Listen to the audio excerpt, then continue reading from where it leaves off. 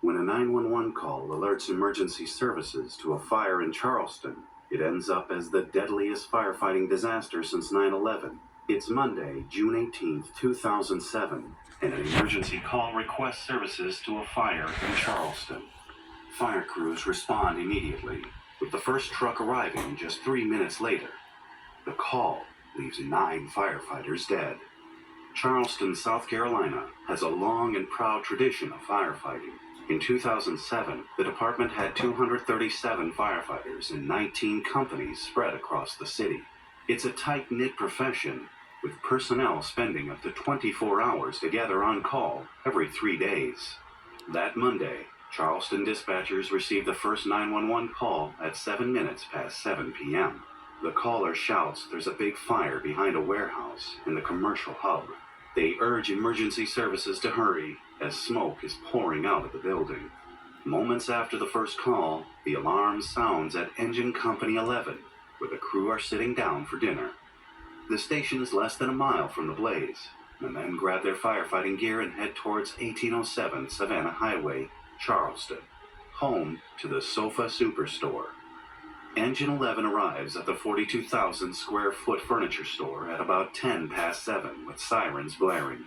The building sits on nearly 2 acres of land, and the crew can see thick smoke pouring from a loaded dock area, a space where store workers are known to take their cigarette breaks. Firefighters get to work immediately, attacking the exterior fire. Assistant Fire Chief Larry Garvin, the highest-ranking officer on the scene, assumes operational command.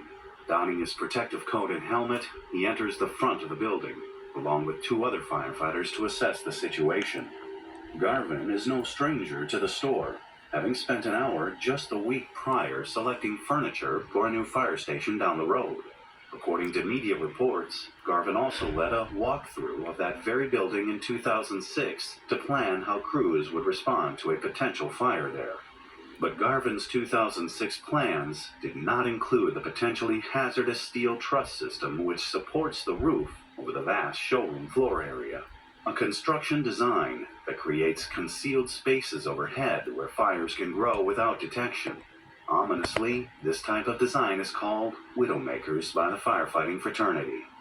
Garvin initially sees no signs of fire inside the building and concludes that the showroom is safe. But as he opens the double doors connecting to the warehouse, the fire rips them from his hands as it swallows the fresh oxygen. The pull is immense, and Garvin can't shut the door as flames push through the showroom. 4 minutes later, the crew from Ladder How 5 is this are among the possible? first to go inside the building with hoses to try to contain the fire. Engine 16 and 19's crew rush inside soon after with an additional hose line. But the crews have difficulty dousing the rapidly spreading blaze with insufficient water pressure.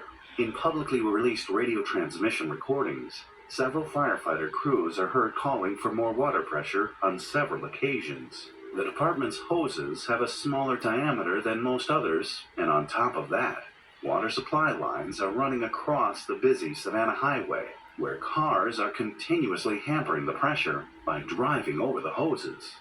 When Fire Chief Rusty Thomas arrives on the scene, he puts on his white chief helmet and takes command, redeploying trucks, coordinating incoming support and monitoring water supplies.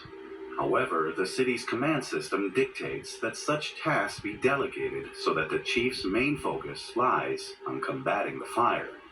A sofa store employee, Jonathan Tyrell, is working in a small workroom off the warehouse when he becomes aware of the fire. Tyrell can hear the sirens and knows the only way out is through the warehouse. But when he opens the door, a blazing tower of furniture blocks his escape. This would only be the start of the disaster. Jonathan Tyrell tried calling 911 just before 7:30. His first attempt failed and he tried to call his wife, but that call also failed. Miraculously, the second 911 call went through, even though Tyrell said he'd never been able to get cell phone reception from that spot before. The operator transferred him to a firefighter on the scene, who told him to calm down, hug the floor, and wait.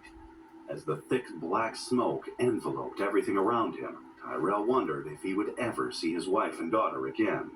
He banged on tables, cabinets, and metal walls, hoping the noise would signal his location to rescue crews. 5 minutes after his call, a firefighter's axe cut through the wall and pulled him out of the building. Tyrell would be the last person rescued from the sofa superstore.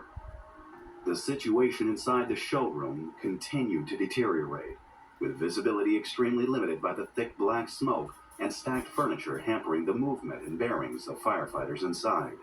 By 7:31 p.m., more than a dozen men had been using their breathing apparatus for at least 18 minutes, leaving them running severely low on air. Radio transmissions painted a bleak picture of the conditions inside, with firefighters heard shouting unintelligibly. One firefighter was anxiously screaming that he had lost connection with his hose, a life-threatening situation inside a building fire, as firefighters know to follow their hoses back to the safety of the truck outside, especially in low visibility conditions. Then, at 7:32, the call comes in that no one wants How is to that hear. possible? Mayday echoes across the radio. A second firefighter communicates his dying wish to the chief directly. Car 1, please tell my wife that I love you. Chief Thomas issues a radio silence so he can communicate with the crew inside. Then another voice is heard from inside uttering the final words of a solemn prayer. In Jesus' name, Amen. 24 minutes into the